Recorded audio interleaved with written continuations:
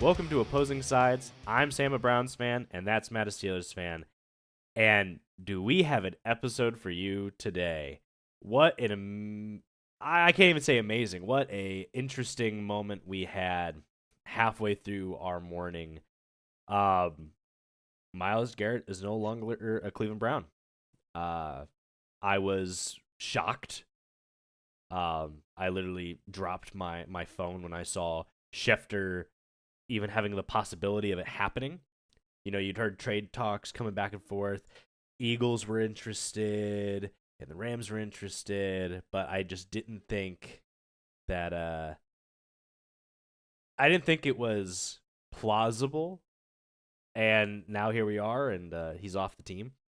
And it's A dagger to the heart of Cleveland. It is, and for a lot of people, you know, Myles Garrett was the cornerstone of this team. He is the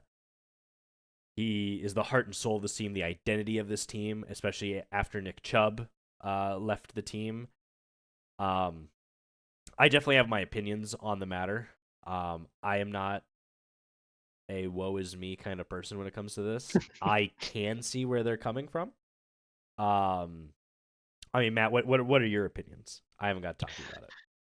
So, I mean, it's not. Obviously, I'm not a Browns fan, so I don't have that entire feeling for Myles, but I do understand the connection. It was like that a lot when Baker was up here. Everybody was saying Baker was like the next great hope for the Browns, and then his shoulder went down and just everything went south. But he was basically the same kind of position. He was the heart and soul of Cleveland. Yeah. Um, him being gone is definitely going to be a big knock.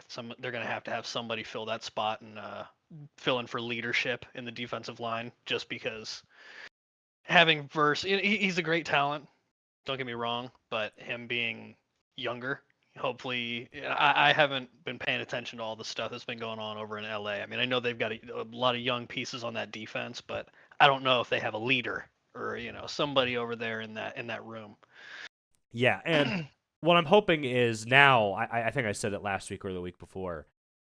I'm really hoping that Malik Collins comes back and is healthy because, like, Shelby Harris was a big leader on that line before the Browns let him go. He was a big focal point, and I think Malik is that next guy up for a glue guy. I hope Quinton Williams will also add to that. Mhm. It's such a weird time. I mean, tumultuous. Tumultuous is definitely the word. And I don't think Cleveland has felt like this since Nick Chubb was gone. Now I do have a pretty big defense for the Browns on that one. I think you knew a lot more than even the Texans knew at that point. What was going on, and you can see the difference in both teams. Nick Chubb helped their team, but he wasn't, breaking boundaries like he did with the Browns when he was healthy. It wasn't worth keeping, essentially. So one of the big things, like, I don't like to come to the defense of the Browns, whether it's the front office or the team in general, for being morons. But I will play the devil's advocate in this situation. Most people think that this was awful. They don't like this idea. They don't like what we got. In my opinion, it could have been a little better. I think Sure. Myles Garrett, I have said it for years, I think he is worth 2 first-round picks, possibly 3. Deshaun Watson cost us 3 first-round picks, so what the heck? But I also have the defense here of Deshaun Watson's a quarterback. let's compare this to Micah Parsons. This is my big one for me. Myles Garrett is 29. He has been in the league for 9 years this year. We were given a first, a second, a third. Now, those are all spread out. And Jared Verse, who is much younger, still on his rookie deal. He is the only first-round pick the Rams have picked in, Matt, you want to probably correct me on this, at least 6 years? I'm not sure exactly like how many first rounds that they've had, but I do know that it was in what 24 24. they got No, 23, 24. he played 25 and 26. So the one thing that I did look at, I was curious about that draft earlier, and I tried to see who else who went in front of him. Yeah. That was the quarterback year. That was Caleb Williams, Jaden Daniels, and Drake May, and then Marvin Harrison, and then Malik Neighbors, all the way up at the top. And I was like, that's why he slid to 19. Yeah. Okay, that makes so much more sense. Any other year, I guarantee you, Verse has gone in the top 10. Now, let's compare this to Micah. Now, Micah Parsons is at the point of him being traded is much younger. He's at the time he's coming off of his first contract. He's at the point, Maybe what, he's 26? 25, I believe. Now, the Packers trade the Cowboys Kenny Clark, who really has not worked out so far for them, and 2 first-round picks for one guy, Micah. I will say, if now is the time to trade Myles Garrett, you picked the best time. He is at his peak. I'd agree with that. He is the greatest defensive player this league has seen in the last, 20 years, 25 years. I would say 10 years. I would still give Aaron Donald his props. I mean, I guess since he was on the interior, it does kind of make it a little bit more, yeah, he was complicated to deal with. He was very effective at his position. They are the two guys who are on par with each other. I think Micah. I was just thinking of Strahan. I mean, Strahan would have been the last one with the sack record, for and sure. clearly, I mean, And, Myles beat it. So, but that's the thing. You are trading Myles at the area where he's probably worth his most.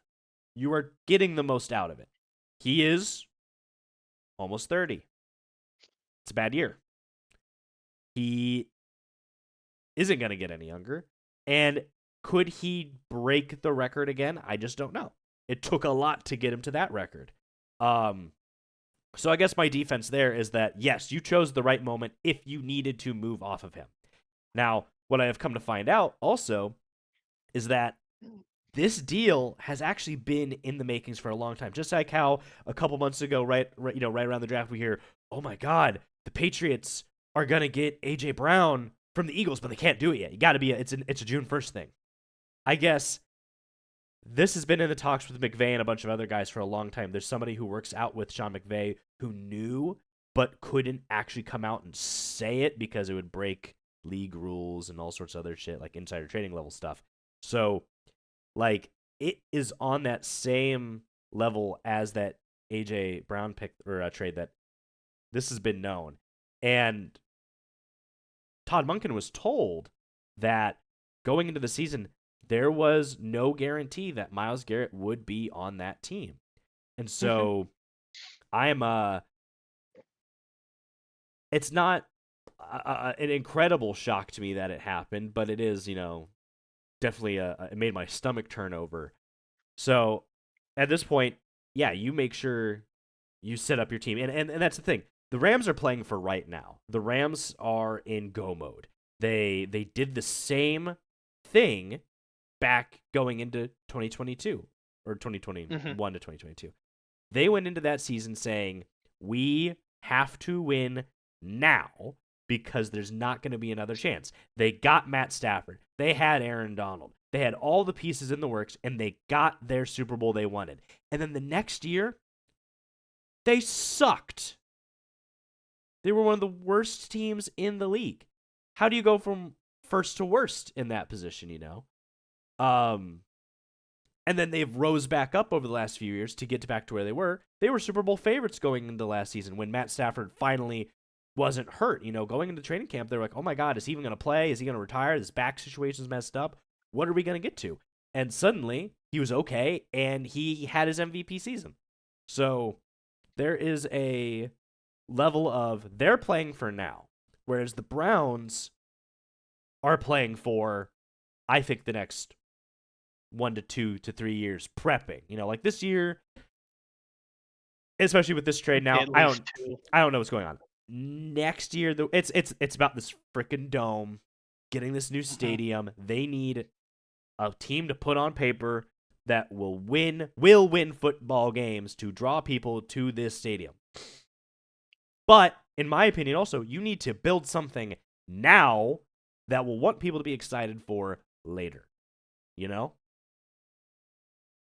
So my other thing I wanted to look at was the Tyreek Hill trade.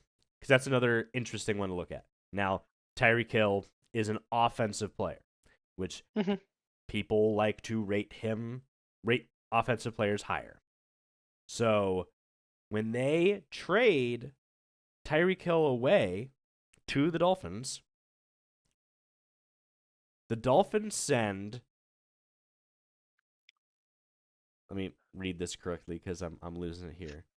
5 selections over the next 2 drafts, first, second, and fourth rounders. Yeah, so they send 21st overall to get Trent McDuffie, and then they get the 54th overall in 2022, and they get Sky Moore, which I mean, eh. Dog shit. And they trade up 8 spots in the second round with one of their picks that they got to get Ah, Rashid Rice. to You get a got convict. you get yeah. So they also use these other picks to pick up tackle Darion Kennard Okay. and Keandre Coburn. So like they got a lot of picks off of this Tyreek Hill trade. He was coming off, Super Bowl level, play, and they got what you get out of a offensive, top guy. If Justin Jefferson was traded tomorrow, the Vikings would want at least 2 first round picks for him, I would say, because he's an offensive player. I don't know why the league, I mean, I understand why the league values offensive players more than defensive players. So it's like you have in your brain what you expect a player to be worth, but in reality, what teams are it's just like running backs. What is a team willing to give for this player? They're not willing to pay them. So like unless Jahmyr Gibbs is traded tomorrow, you're not seeing a first round pick for a running back. I think I mean, him, Jonathan Taylor, you couldn't even get a first round pick for Jonathan Taylor apparently because Jim Irsay was a coked out dickhead and couldn't get it for arguably at the time the number one running back in the league. He wasn't hurt. It was a lie. So that's my whole gripe on this situation. I want to talk it's about stats, but definitely if you have a it's a what have you done for me recently type of league, yeah, you know? If you if you're not performing, you're not going to get paid. I'm yeah, sorry. That's just how it is.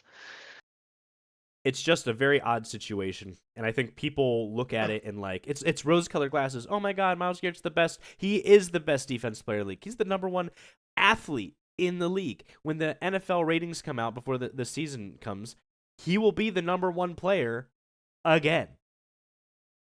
You know? Well, and I was talking to your dad about this earlier when we were down at the shop, but it was the last 2 seasons, especially the last two, because obviously the last one of him just being the defensive player of the year, it's just that's great and all, but the season that he almost won it before, or no, he did get it back to back. Yeah, Um, like it was the sack lead, I think. Something that he didn't get, but he was like one off. And it's like, okay, cool, that's great. He's still that guy. he's He's still gonna that be in guy the top 5 every year. It doesn't matter because that's what he does.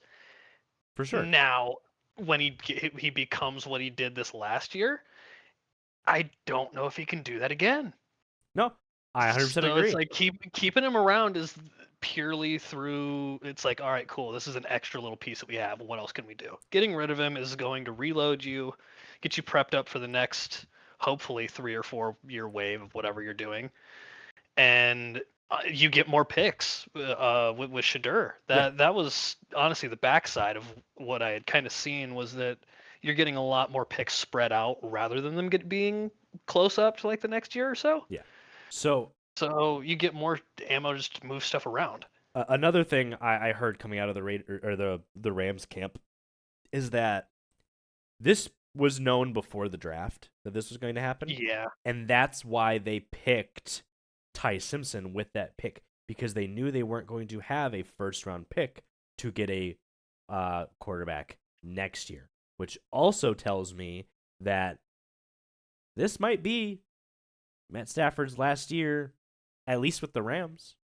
He got an extension, didn't he? This is I believe he did, but I think that's more or less just to as an option to see if he wants to play afterwards. it's Because I like mean, the Sam I Darnold couldn't option thing. Yeah, I couldn't imagine he would play all that much like longer. Yeah. And it's like, well, Russell Wilson, retired today. He did. Yeah. Danger Russ, limited diarrhea. Let's say deserves to be retired. Go put him up there so that way he can get a mic and be funny. Yeah, exactly. I like him with the mic. But something I wanted to talk about was, let's look at Jared versus stats versus Myles Garrett's stats in his first couple of years. So obviously Myles Garrett, we know him, we love him very well. Myles Garrett comes into a bad situation in Cleveland. It's also sad to think about. I just thought about this. Both of your first round picks from 2017 are both with Los Angeles teams now. Mm-hmm. David Njoku walks and you trade Myles Garrett. Now, Myles Garrett does not play every game of his rookie season. He forces a fumble. He deflects a pass. He recovers a fumble. He sacks 7 times and tackles for 31 combined tackles, 19 solo, 12 assists, 9 tackles for loss, 18 QB hits. And then the next year, he plays every game. This Baker's rookie year. 3 passes deflected, 3 forced fumbles. None of them were recovered, but, it's not your job. 13 and a half sacks, 44 total tackles, 35 solo. That's crazy. 29 QB hits. He's a Pro Bowler. He is all pro second team. And he only gets better from there. Now let's compare that to Jared Verse. Jared Verse plays all of his games both years. One game he doesn't start, which I think is kind of interesting. I'm already seeing something that's interesting here. Go for it. Because this is just something that I didn't necessarily know about their defense, but they have him as an outside linebacker here. They run him as a TJ Watt. That is so wrong. Why? I cannot stand that. That drives me up a wall. I was gonna bring this up here. I'll let you talk about his stats, and then we'll go off on that here on a tangent because I'm fucking hot. He's not used the same way as Myles Garrett. No. Now, what that tells me is you're changing your defensive schemes. And another thing that I'll go into real quick, and then we'll get back to the stats.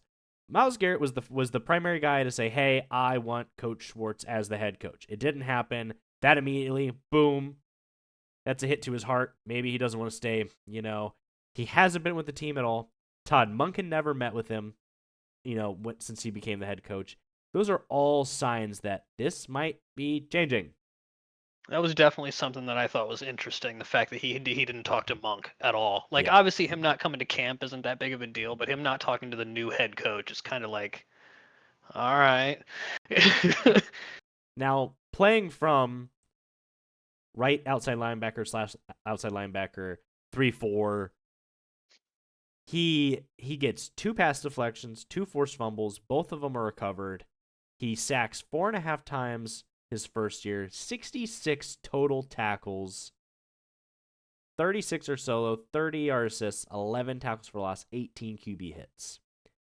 Second season, this last season, 1 pass deflection, 3 forced fumbles, doesn't recover those 2. Kind of funny how that works out the exact same way Myles Garrett's worked out.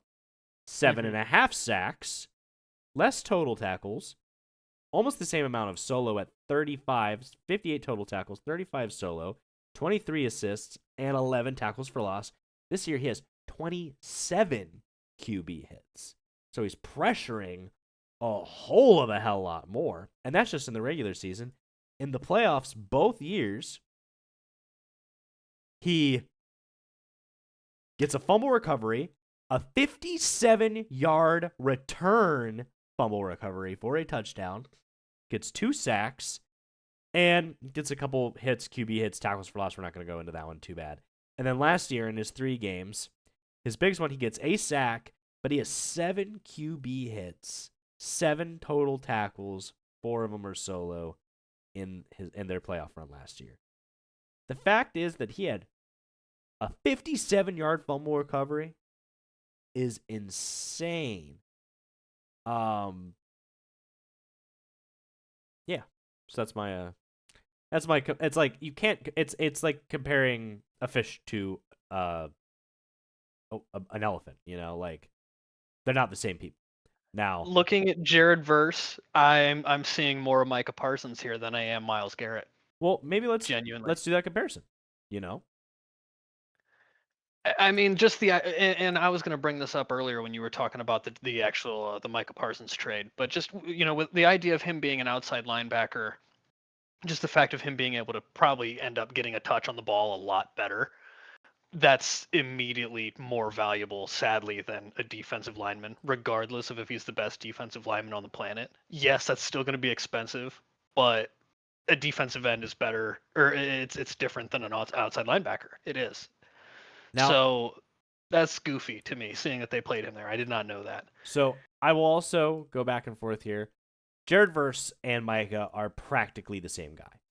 Jared Verse is a little taller, a little bigger,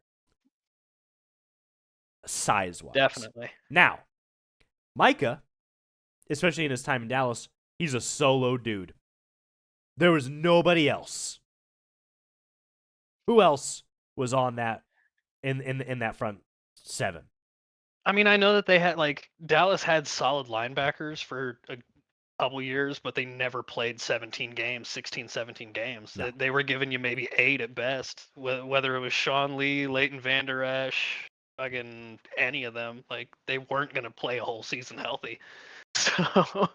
So let's compare Micah to Jared the first 2 years. Micah comes in, plays all 16 games, 3 passes deflected, 3 forced fumbles, no recovers, 13 sacks, 84 total tackles, 64 solo, 20 assisted, 20 tackles for loss, 30 QB hits. Now compare that to Jared Verse. Not as many tackles, not as many sacks. But Jared Verse is on a team that has, I feel like they definitely have a lot more of a dominant defensive line. Yes. I'll say that. So Because I want to say the Rams were top 3 or top 5 in sacks there for a hot little minute in the last couple years. Yeah. They were getting a lot of sacks the last few years. That was his first year. Let's look at the depth chart for the Rams that year. I don't like this AI crap. But if I go to freaking ESPN, it's going to show the 2026 depth chart. I really don't want to see that. How about this one? Oh. The Rams one. This one? Oh, it's their Rams. Well, but that's going to be... Oh, it is their recent one? This is their recent one. God bless it. Can we please... I don't really want to use the AI crap, but... Like... They have Byron Young. Kobe Turner is a dog. Turner. Braden Fist, dog.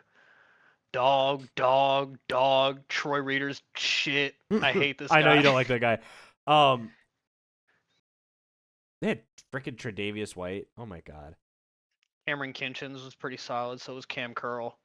So they had a good defense around Jared Verse, especially in the front. Micah is the only guy in the front there. At least at that point.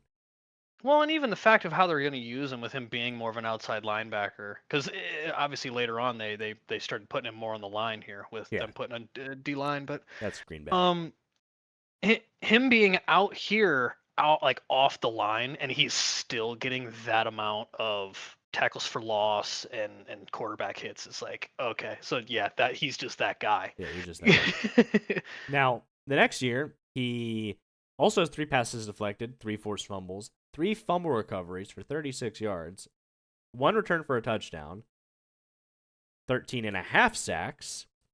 But then he has less tackles that year and less QB hits, less solo, less more assists, and less tackles for loss. But that doesn't take away anything from him. I still say he's that guy. It's just interesting to see like shared verse isn't. I wouldn't say he's not groundbreaking, but I could still see him developing more and more. It's He's a just piece. he's He's a a piece. piece to a puzzle. But I just see the way that we're trying to play this defense now, how much it is going to change from the Browns defense that you know. You know, we're Hmm. everybody else is used to heavy pass rush, but we weren't good against the run at all for a number of years. We would get gashed by the run. I mean, look what the freaking Titans did to us with the run.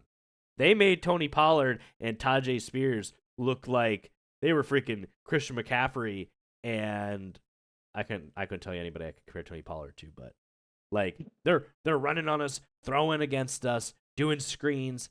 They tore us up for no reason. And that's something you've seen with Myles Garrett is that he commits so much to the pass rush that he gets super burnt on, you know, handoff stuff to running backs, especially if he's getting chipped by somebody. So it's like, how much is I'm this glad that Browns? you bring that up How much is this Browns about defense going to Myles. change? Now, I've seen that 3 separate times today after this trade has gone through. People talking about Myles, him playing with the Browns. They're like, oh, well, like for a third of his career, he was playing, trying to fucking keep a lead or like just trying to go get somebody. And now he's going to be playing with the Rams. They have one of the top best offenses in the last 5 years. And they're going to probably have the lead for a majority of the game. And he's just going to be able to pin his ears back and go crazy. Yeah. I've just seen that numerous times, and I'm like, if that's true, that is a little scary. Now, let's also look at Myles Garrett has played at his best and most hungry in these last 4 years as a Brown, in my opinion. 2 of his defensive player of the years come out of this, where we were terrible on offense. I was gonna say the man Sometimes was trying to do everything he could to trying get to you do guys anything. something. Sometimes I think that hunger drives a player. And now I'm not going to say he's going to fall off with the Rams. I would never say that. He's going to. Ah, I would hope he yes, continues to. Peyton Hillis. Oh, Peyton Hillis.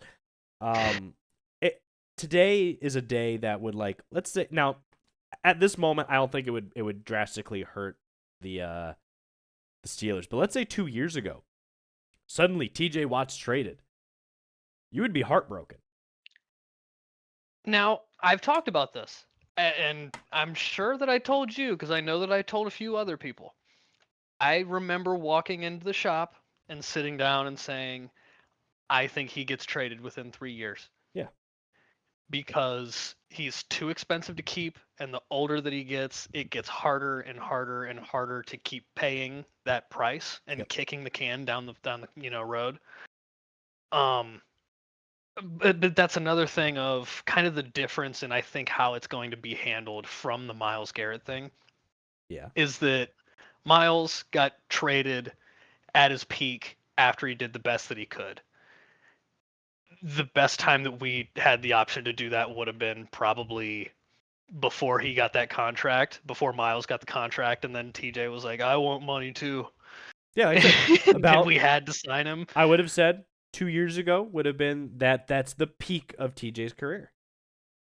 If we had traded him there, we probably yes, it would have sucked, but we probably would have been okay because Herbig, I feel, probably could have swapped over to the other side and at least filled in and did at least a little bit. And then we could have just worried about filling in behind them and worrying about that. It's a different problem. It is. But I think that the way that they're doing it now is going to lead to a different problem, and it's probably going to end up being exactly like how all of the other Steelers legends end up retiring, like Troy and Ben. Yeah. Troy his last 3 years, I want to say, 2 or 3 years. They both ended with him not playing a whole year because he ended up getting hurt and he didn't want to play for any other team. So they essentially forced him to retire. Yeah.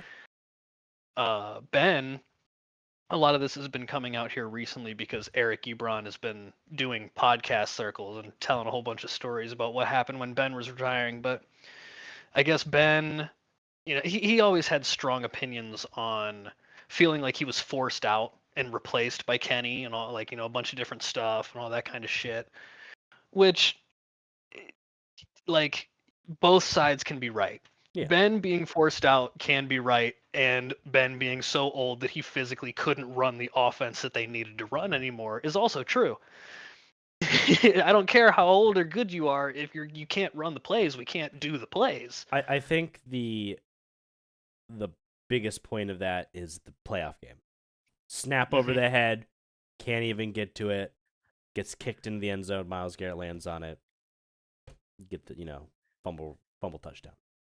Right. Well, and I don't know. There's a lot of stuff that happens with older players towards the end of their careers when they're a one helmet player, and oftentimes it ends up getting ugly whenever they don't want to hang it up when they should. Yeah. And I feel like TJ could be that if he doesn't end up retiring in like the next 4 years, probably. Well, it's like I think Peyton Manning wanted to be a one helmet guy, but he wanted to keep on going, and the Colts didn't want him, and he was able to go, get a Super Bowl for a different franchise. But like, it did get ugly at the end. Like, as much as he's one of the greatest. Like, That was one of the worst quarterback performances in a Super Bowl ever. yes, that defense carried that team to and through the Super Bowl. So like, there's a big argument for that. And as much as I know you guys, TJ Watt has been your guys' main guy, like his time has passed. He's been the rock for a very, very long time on this defense, and it's time for them to find, I don't want to necessarily say a new rock now, because Cam Hayward's probably going to be retiring after this year. I think TJ's on the books for at least the next 3 years, maybe two. Do you So we can at least withstand, Cam retiring, but they're gonna need somebody in there that's gonna, teach the ways. Our culture is much like the way of the Jedi. It needs to be passed down from era to era. People that have played with certain people. I want to say Chris Boswell is the only person on the team now that's played with Ben. I think he's the only dude, that and Cam. really? I'm pretty sure. So it's like that, the ages of, Mean Joe Green and all these guys, they used to come back into the camps and they would talk to the guys and they'd be like, yeah, that's what it was like back when we were playing. We would go and do blah blah blah blah blah, and like they would just teach the way to the players that we're going through there now. And yeah, we're running out of time. A lot of those guys are passing on. Franco Harris, that was a big one. Whenever he went, he used to go to all types of games. So Rocky Blyer, that's another one that's kind of been coming back around. Well, and it's Mel like Blount. there are those guys for Cleveland. Like Joe Thomas has always been a guy who loved the team with all of his heart. He one helmet Hmm. guy. He played with Bernie. a Bernie and you know rest in peace the greatest running back of all time, Jim Brown. Oh yeah, yeah. He was Hell, always even Josh there. Cribbs. Josh Cribbs. Dude, you know what? All of the props in the world to Josh Cribbs. UDFA. Dude doesn't, he has a hard time early on and he still has so much love for this team. Now he gets to go be um, an assistant to his alma mater. Like, Hmm. come on. Like, how can you not love that guy? But, Right. like I look back at my analytic, beginnings in football, the Cleveland Browns team that I started with doesn't exist anymore. You Right. know, every single one of those players I was incredibly hyped for are not on this team now. Baker, Myles, or Denzel is literally the only one You, remaining. David you is know what's gone. really gonna get you? What? the day that Baker Mayfield retires from the NFL, that is going to hit you like a dagger in the heart. You're going to go, I remember when he got drafted. Oh shit. Yep. I remember when he played his first game. Hell, I was at Baker Mayfield preseason game. I was Mhm. how many So was I. how many preseason games did we go and see in that era? We probably went to 4 different preseason games in the Baker Mayfield era, and At they least were a 3. blast. We were at a lot of amazing games in that career, in his career with Cleveland, and that will definitely hurt me. Hell, I mean, the David Njoku stuff still it hurts me. I know a lot of people, um, were more hurt by like Nick Chubb leaving. Obviously, this Myles Garrett stuff. Like he was a huge part of my beginning of my Browns, you know, breakdown. And like as much as like I liked football as a kid, like I didn't like know ball until their time.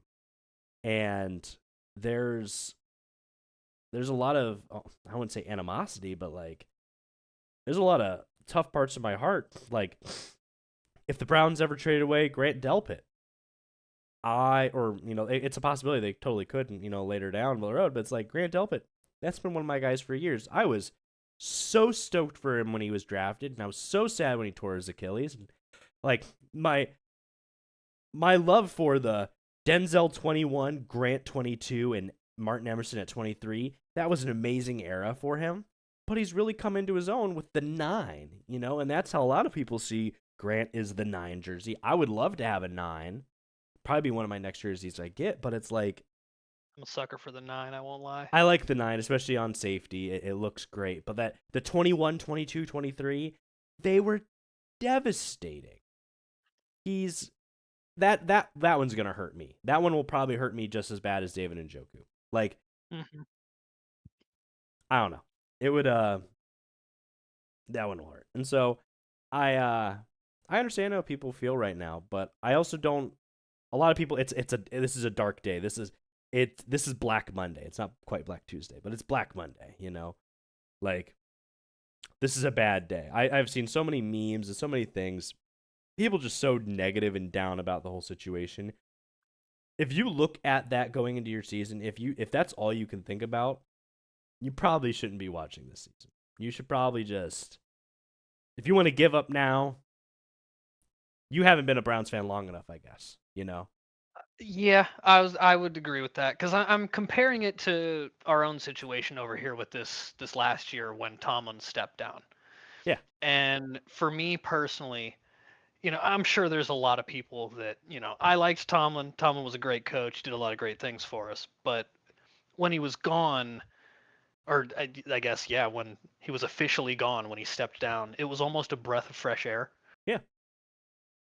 Just from it felt like being strangled for the longest time, and they're holding on to it so tight that it's becoming detrimental to the team. Letting it go was a breath of fresh air. And I feel like Myles, this has kind of been writing on the wall for the last few years. Yeah. When he asked for the trade, and the big deal came out, and he made that big old heartfelt message to the city of Cleveland, kind of apologizing and for the way that he felt. I think like he knew Oh yeah. he wasn't going to do anything here. He wanted to, I but I want him to get a ring. People thought Baker Mayfield was going to bring the city of Cleveland a ring, and I think Myles Garrett deserves to get a Super Bowl ring. It's sad that it won't happen with the Browns, but if the Rams think now is the time and he can get it, that will be, that's the little cherry on top. One of the former Browns who actually deserves a ring, unlike guys like Josh Gordon, who I still don't think he deserves the Super Bowl ring that he has, if he still or has it Brian now. Hoyer. Well, but here's the thing. Brian Hoyer was a backup and backed up a bunch of teams and he got his money. Josh Gordon was fucking suspended. He didn't do anything for that team. I think He this didn't might sound do this anything wrong either. no, but I also think this might sound like being a little bit of a hater. If you're suspended, especially before the playoffs, you don't get it. You don't deserve it. You're not in the league. And then he Technically, yeah. didn't come back. You don't deserve the ring that your team won because you didn't do it with, like, if you're hurt, I get it. But if you're suspended and then you don't ever come back into the league ever again, you don't deserve that ring. You don't. To me, the way I see that is that if Josh Gordon's going home with a ring, then so should the janitor at the facility. Yeah. And The sometimes, janitor should be getting one. The lunch lady should be getting one. Everybody in that training facility should be getting a ring going home with it if Josh Gordon's getting one, because they're just as much of the team as he is at that point. yeah, it's a that's me being a hater a little bit, but I'll wear that one on my sleeve. That's my that's how I feel. Now, I do want to talk about the money situation now. Money. We talked about this a little bit right before we started the podcast, and I thought it was gonna be a little bit nicer. And I opened up Spot Track today, and I'm not happy. I would I think you mean, would have taken some of the money, you know. Guess what? well, All the way at the bottom here. Do you remember how we talked about dead money and how the Haslams love paying guys who aren't on their fucking team?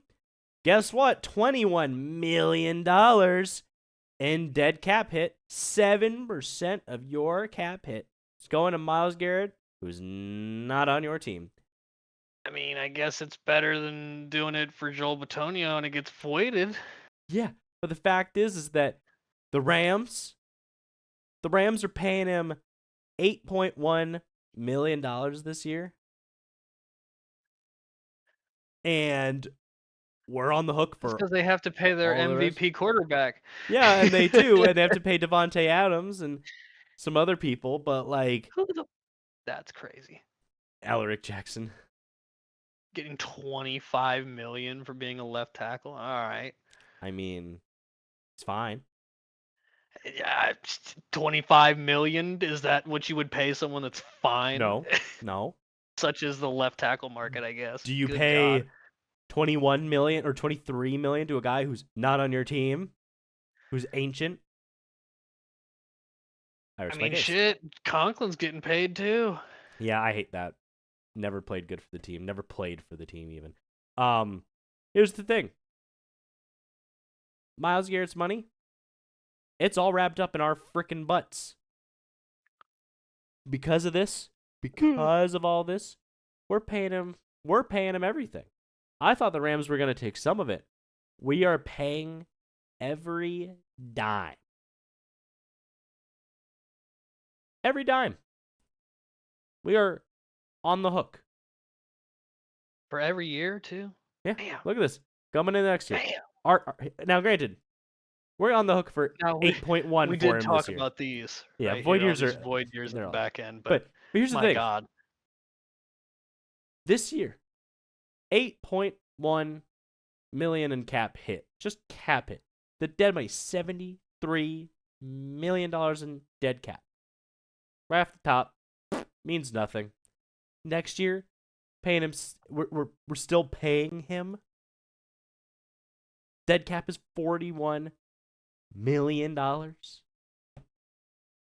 And then there's no dead cap, and it's just weird crap. It's weird logistic NFL contract jargon. But like, what? Why do we do this to ourselves? Why is all this dead cap just comes out right now? Accrued dead cap? I don't even know what that means. This it just becomes a bunch of hoo-ha, you know? This is like fake money. This is like the freaking stock market. This is fake money. I mean, now I did hear a thought process earlier today, which I thought was very interesting. The guy had said, okay, so if you signed Garrett to this contract and traded him in this essence, and you're eating all this money, does that say that we're in win now mode? Like that we're over here trying to build stuff. All right, now we're gonna eat 41 million over the next 2 to 3 years for nothing. It's like, all right, we're not doing a great job of showing people that we're here to try, because Garrett's supposed to be the guy that you're like, yeah, we've got the guy. You can come play with him.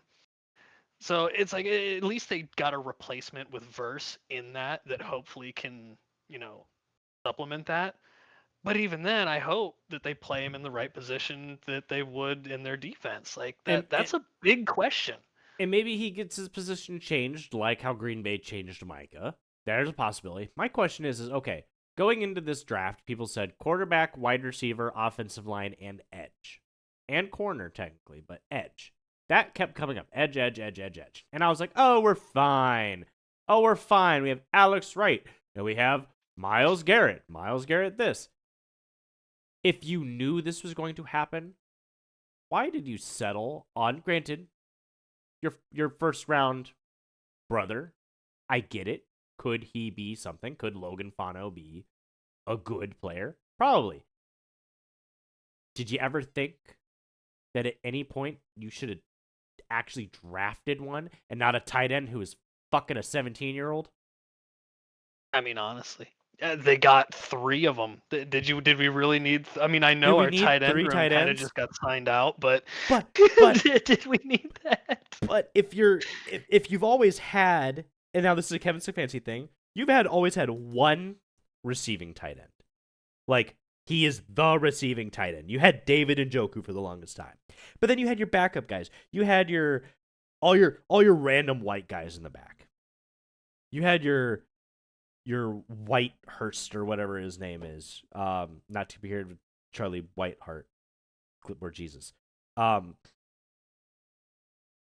You always have this idea of we're gonna have one catching tight end, then we're gonna have a couple blocking, and then weird. Oh, he can catch the ball. Look at this interesting play. He caught the ball for 4 yards. If you're running with that idea, you have a rookie sensation in Harold Fannin. Why do you need to draft other tight ends that aren't going to be worth a damn thing? One of them is like, I even said it in the draft, the post draft thing. He is literally just a blocking guy. Why? If you knew this was going to happen, if what people are saying is true, and this has been going on before the draft, why did you not do it? And I get it. Bane was gone. You know, some of the top edges were gone. You had other plans in certain positions. You couldn't find anything. I mean, shit. No, you said it right there. It fell into their laps having the brother. You know, that's literally magic for the morale of a locker room. It is. Having a family in there, Yeah. and it's not like it would have taken that much of a. It probably what, a fifth? Where did Logan get drafted? He was UDFA. Okay, so completely unfucking drafted. You didn't even have to waste a pick on him. Yes. I don't understand the mentality in that. Yeah. I don't get it. Now, I talk about maybe I'm on stupid pills because this is like his whole thing. Maybe we're just on the hook right now for this $124 million of dead cap. So right now we're paying him 21 mil right now. That's coming out of our butts. Next year, Myles Garrett, we owe him 25 million. 25 million. That's like 7% of our total cap. Does it say down there? Is it down there? 7, almost 8. 2028? We're no longer paying him. Okay. I'm just on stupid pills. So, we're on the hook this year and next year for Myles Garrett's money, and then it's no longer our problem. So maybe it's not that bad. The rest of that is the Rams' problem at that point. So, okay. I'm bitching about nothing.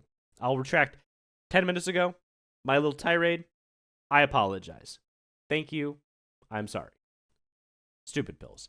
But I'm still gonna bitch about it.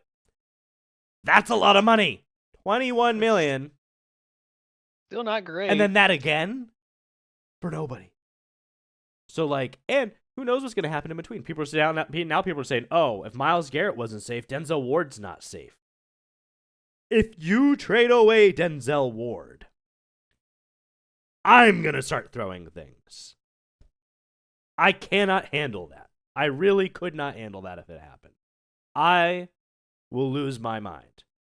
It's okay. We still have another Deshaun Watson restructure coming down the line at some point, so that a way we can stretch out his contract. So Even more. that'll be even more fun. Let's just roll him through the rollers again. Oh yeah. You probably like it being rolled through the rollers. I'm just baffled by it. What a weird situation we're in. I just bitched. Yeah. How long did I just bitch there? 30 minutes, 20 minutes. I just bitched about that. Yeah, I mean, ballpark. Yeah. Yeah. You're a Browns fan. There's a lot to bitch There's a about. I lot to get bitch it. about. Yeah. What the fuck? What the I get it, fuck? dude. Oh, I don't think I've ever been this heated on the podcast. I don't think you've ever heard me Listen, it's this heated okay. about the Browns other than like doing stupid shit in games. Listen, you could be the Giants that just they literally went through and worked out like the entirety of Pittsburgh's old washed up wide receivers that we've all let walk out. Yeah. And they also they said, "Hey Odell, come on, buddy. You remember the golden days?" They worked out Scotty Miller. Yep. Or Or yeah, Scotty Miller. They had Gunnar Olszewski over there. He blew his shit out. They worked out Juju. yeah, oh yeah, did they? No, I think they signed Juju. I know they signed Braxton Berrios, which was another one Wow. of those of like, this guy, all right. I forgot he existed. Right. Yeah, so they signed OBJ and Braxton Berrios, but I don't know what the Here, hell they're gonna hearing do over there. Braxton Berrios, it just made me think of, oh, that's Devin Cajuste. It was pretty funny actually. Deep His pull. you know how it normally says like their stats of like their last season, what they played whenever they get signed and shit. He had no catches. Yeah, it was like 57 catches for like 300 yards or something. It was like, oh, okay, cool. Oh, that's like Colby Parkinson's numbers. He's a backup guy, depth guy. I know. That's what I'm saying, man. Yeah, that's bananas. Bananas to even think about. It's all right. I'm glad we don't have to worry about the wide receivers anymore. I don't have to hear about signing them or any of that bullshit. We have mostly, honestly, there's been a lot of conversations in the Steelers world about our wide receiver room being literally the best that it's been probably since Ben played. Yeah, I would agree. And You guys have been playing that's something that's with pretty nice. sticks. You guys have been Yeah. playing with sticks and crap. I'm Sticks and crap. That's George Pickens and Deontay Johnson. I hate Deontay Johnson. Never, ever, ever. He is on the same caliber as Marquise the Felon Brown. Now, I'll the little bit of credence and grace that I'll give Deontay is that he came from a small school. It's cool that he came from a small school and got to build his way up with all that kind of shit, little Mac style. But when you get in the league and somebody tells you to get your ass in the game, and you look at him and you go, nah, you're gonna get your ass cut. 32 out of 32 teams, bud. I'm sorry, you're getting cut. He seems like a nice guy. All right, D, you're out. Nah, I Nah. think I'm gonna stay here. I sleep. Team needs me. I sleep. What? Fuck that, dude. What a just no. Just I don't like him as a player at all. I cannot give him any props. I'm sorry. I'll tell you what. I don't know if it's when they necessarily do it, but whenever these rookies get drafted and they come into the league, I know that they get like media trained at certain times. I don't know if it's a club thing, like each team has their own people that do it, or if it's done by the agents. But I'll tell you what, the receivers here in Pittsburgh have the best media training of all time. If they're coming in here and they're looking like how AB and Deontay Johnson were doing fine when they were here, and then they leave and they just go turn into gremlins after midnight when you feed them, like I I don't understand it. Dude, you guys traded for the guy who turns into Gremlin after freaking midnight. He literally fights fans in the stands. All right, listen, that guy deserved it. First Yeah. off, Okay. second off, second off, I don't think DK's that bad of a guy. Not only does he fight fans in the stands, he fights the players Fights other on the players. field.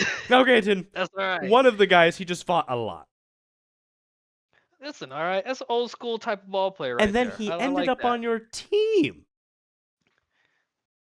Yeah, and that's you know what? I got plenty to say about Jalen Ramsey.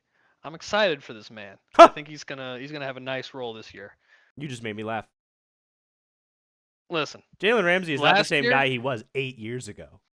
last year, he's not a safety. You know that, Yeah, Steve. no, I He's not know. a safety, He played and they better and he played him at changed. safety. Yeah, and they changed his position. He's played a little bit better. He's just not the same guy. He's moving to the nickel. He's gonna be honestly, it's gonna fit his physique. They're probably gonna end up blitzing him a whole lot more and having him press down, which is exactly what he should have been doing. He shouldn't have been 15, 20 yards off the ball, letting people get back behind him because his hips can't open. He needs to bite down and lay people out in the flats. It's exactly what he needs to be doing. Yeah, So I don't know. I don't we'll see it. We'll see if it happens. But how old is he now? mm, I'm not sure. 30 Give that a something? googs. Is he 30 something? Maybe. Probably just about 30. Jalen? No. Am I No. No, he's the other Jalen. Okay. There he is. Sorry, there's too many Jalens. What do we got? What do we got? What do we got? What do we got? 1994. Do the math, Sam. And it's 5 years older than me, so he's 32. 31. Oh, he's about to be. He'll be He will 32. be He'll 32. be 32 in the season for most of the But he's season. 6'1", 211. He's wearing his weight all right. He'll be Okay, fine. he's He an doesn't inch have that taller many than me. injuries. He can run a fucking not a 4.4 anymore. But like, yeah. Once this happened, and he went from Jacksonville, and then went to the I was gonna Rams. say honestly, it's these back few Yeah, years. and The 20 right like before he went to Miami. when the Rams were like were getting ready for that Super Bowl run, like, yeah, he's all pro.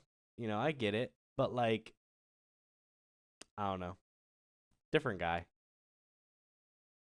He's older. That's fine. Yeah, I mean, shit. You see it right there. It's 9, 16, 18. Then he drops down to 5 whenever he goes to Miami. he's got picks. Fucking, I don't know. It's funny how what happened here in this weird middle year of him getting traded. He like did not do well. Mm. Advanced defense. Well, that doesn't tell me anything advanced. How's this not the same as this? Oh, pass rush crap. Pass coverage crap. Which he's got more stats here than half the other ones. Yeah. 222 out. We're just talking 20 about crap. blitzes. 20 blitzes. That is kind of interesting actually to see. Well, see, I mean, yeah, in his first year, he's playing out wide. They're sticking him out wide on solo people, and then they started moving him around. It's like, yeah, we're gonna play this guy for 5 years in the league, and then we're gonna see what he can do other than just that. Like, usually it's like, oh, let's see if we can move around quickly. Like, they were just like, yeah, we're just gonna move him, just completely change him. I mean, some people can do that though, like because TJ only plays on his one side, and like he did that for, I mean, shit, however many years, and then this last two, they've been like, all right, let's put him on the opposite side, and then he does nothing and gets blocked, and they're like, all right, fuck that, that was stupid, put him back. It's this Ashton Genty stance thing. Oh, I gotta go back to my college stance to be better. I gotta go into Super Saiyan to be better. Like, I don't I don't conform with that. I think it's a bunch of hoo ha. I don't know. I would love to believe that it is, but I know way too many times that numbers tell one story and then the context behind the numbers tells another. Oh, for sure. I mean, You know, there's so many people that have gotten drafted in the NFL and they're like, why the fuck did they draft that guy? And then like 8 years go down the line and they're like, ah, okay, we get it. it's that heart. It's Again, that thing that you can't get. how many people on draft day last year were like, "Who the hell is Carson Schwarzenegger? Who the hell is Carson Schwarzenegger?" And then they actually read it. And they're like, "Okay, I kind of get it. I see it." And then he runs and becomes defensive rookie of the year. Like, there were a lot of Oh, people man, who just did not he's a understand. dog. He's a dog. And I mean, there's I got tons the of eye for the linebackers, man. I can see it from a mile away. I seen that shit with Jack Campbell too. yeah. That He's a man is a dog. dog. Yeah, I just don't know what the heck they're gonna do. Usually after June 1st, the total cap goes down. People get restructured. People get like post cut. Oh, the money's supposed to go down. Where's the money? It's in your other players' pockets, but Oh, they're on planes leaving Cleveland.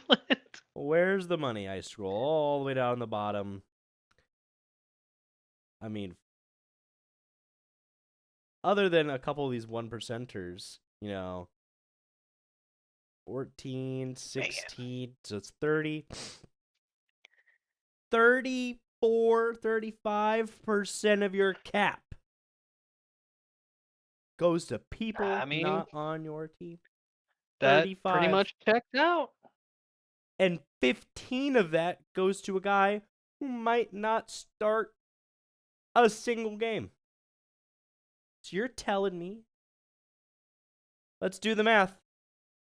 I know I went to college, Ooh, but this if is we gonna look be a at this number, bad number. this, this is gonna 50, be ugly. 50% of your cap is going to people who don't play for your team and Deshaun Watson. 50. Half of your cap space practically doesn't exist on your team.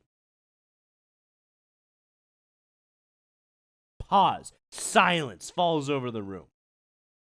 What do you mean?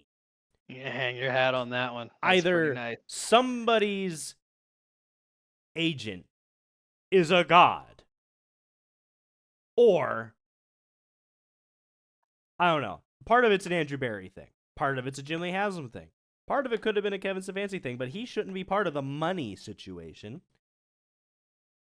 Who needs to be strung up by their toes and beat like a pinata? I know that Barry is definitely along he works with the coaches and does all those kind of things and makes those decisions, and then Jimmy Haslam basically just writes him a check Yeah, most of the time. yeah. I understand that that's a thing, but I also know that Jimmy Haslam is, I don't want to say he's as bad as Jerry Jones, but there's definitely times where he could not care less about other things other than the things of what he wants, and that is incredibly detrimental to any owner. Yeah. I don't care if it's a good thing that he wants or a bad thing that he wants. Having that amount of control over something when you pay these people to do their jobs and trust them, and then you take oversight of it and go, yeah, no, fuck you. You don't have that opinion anymore. I want that guy. I think Okay, it well we've been scouting him for 3.5 months. We want this guy. And he's like, no, I want this one instead. I think it happened with Odell. I think it happened with Deshaun. I think both of those were a Jimmy Haslam doing shit. Like, I think Andrew Barry can work awesome magic. I think he can work it in trades. I think he can work it in draft picks when he doesn't have Paul D. Podesta doing coke in the back room. Hmm. But there's, I think, a lot of blame to be put on the ownership. And it's like, I don't want to say, oh, Andrew Barry didn't do anything wrong. He's just following orders. That argument doesn't work in this position. It's your job. You are the general manager. You Sure. manage that aspect of the team. So it's like, how can I be 50-50 on a guy? Like, there's times that I love what he does, and there's times he does stuff like this. It's like, again, after everything's said and done, we'll have to see. But I'm currently not upset about the Myles Garrett. That's my truest opinion. I'm not upset that it happened. I am more or less. I'm intrigued. I wish we got a little bit more. I think one extra first round pick would have been nice. Even if it was like the 29, you know? Like you could have made it a draft pick way later.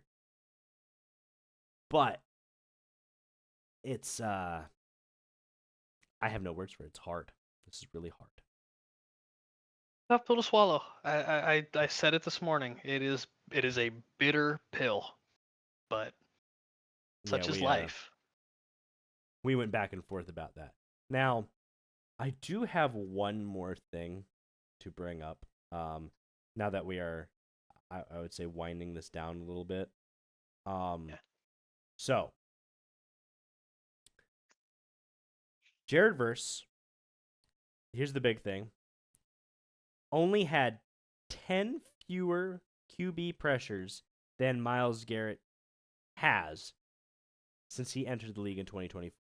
Myles Garrett has 109 pressures. Jared Verse has 99 pressures. And those were rookie and sophomore seasons. So, like, should he be able to get better? We shall see. It's development.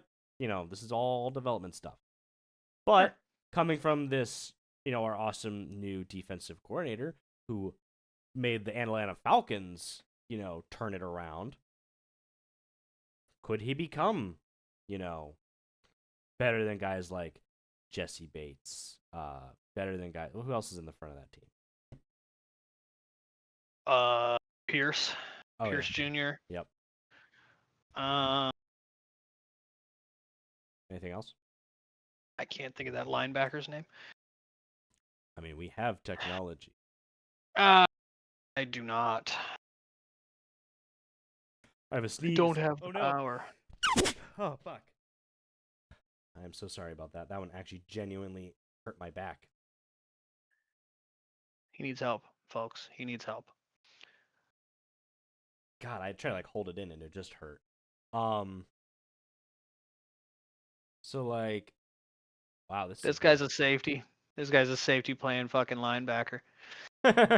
Yeah, and like again, I say Jesse Bates. They blitz Jesse Bates like fucking crazy. AJ Terrell at corner. I mean, they have been out blitzing him, but I'm just saying like James Pierce Jr. That's it. Samson Ibukum. I mean, he's all right. But the fact is that like I'll this team, this is the say Brandon Dorless wasn't awful, but I this mean, was I'm not necessarily scared of him. most of this was the team that was leading metrics in like every defensive metric last year. Are we missing anything? I know it says 2025, but that doesn't really um that didn't really remind me of it. I don't know. Maybe we'll have to watch some of their I, defensive highlights and see what actually is going on. so like Arnold Ipikiti. Rook I know he's Ohoro, who got something. traded away. Say he got traded. Leonard Ohoro, Floyd's all right. I mean, he's a yeah. piece. There's your there's your masquerader. Divine, how do you, Divine Diablo? Yeah. That's not how you spell Diablo. No, it's not, but it sure sounds like it though. You said it right. I guess, but like, wow. The DBs back here are actually pretty solid with Mike Hughes, Jesse Bates, Xavier Xavier Watts, and Watts and AJ Nate Terrell. Terrell. It's very solid back there. But the fact is, they led the league in many of the defensive metrics, and you look at it on paper, their front isn't like anything to go, oh, their DBs are really where they shine, and yet they led in a lot of other defensive metrics. Mm-hmm. So I'm not really like, I don't know, I'm not put off by the idea that Jared Verse could blossom into something even more under this new regime and new situation. A lot of people are like, oh, Jared Verse just got sent to hell. Oh my god, he went from contending for a ring to being sent to hell. I don't know. Again, people Give it a couple weeks. I think people are so negative about everything nowadays. It is just you almost have to just turn your ears off to idiots. Sure.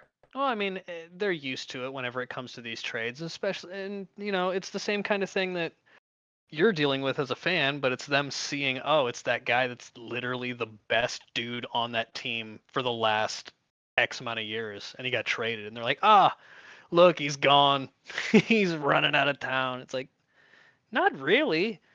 Like, I would not be surprised if, a couple seasons down the line we look back on this and it ends up working out Yeah, who knows what for these both trade? teams. Who knows what these? I mean, the only time I've seen that work out with the Rams was the Rams Lions trade. I mean, I don't know. I think that the Bears, when they did their little rebuild, they definitely turned their team around with all their picks that they had done. But Did you just close my Brave? What the hell just happened? I didn't close anything. That was wild. Brave just like exploded, but that's okay. I think you got anything else to add? I know this was mostly a me thing. No, I don't really have anything. I haven't seen all that much going on from OTAs. They've just been interviewing the coaches a little bit more. So I've been trying to pick apart what they're saying about each of the, I guess, the people that they're talking about in there. Yeah, James Campen. I was picking up on something that had happened with him. I'm gonna do a little bit of research on it. We can talk about it next week, though. I think tomorrow or the next day is the final week of OTA stuff, and then Mhm. mandatory is 2 weeks. Yeah, it's at the back end of the I think month. it's I'm the pretty sure. 12th is 12th to 14th is the mandatory. So we'll be getting a little bit more, but again, it's all mini camp stuff, so nobody's actually like, this might sound wrong, touching each other. This is No it's contact. football in shorts, football in shorts. Tired of it. I know, but we'll get there. That's this time of year. We're just dealing with we're dealing with the semantic stuff now, and then we Hang get to on. the kind of fun stuff. What? I got one thing I want to show you here. I want to give you a little fun fact. Did you know that there was a Guardian cap before the Guardian cap? Really?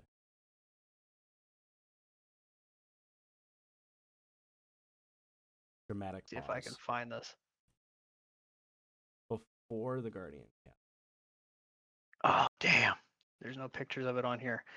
It was very, very old, but it looked kind of like the Guardian cap here. Instead of all this padding, though, it just looked like a second helmet on top of it. It looked like Greg Newsom when he wears the Guardian cap and how he just looks like a bobblehead. Kinda.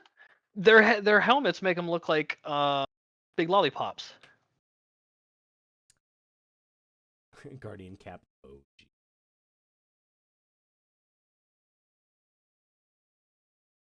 Oh man, I'm upset now. I can't find it.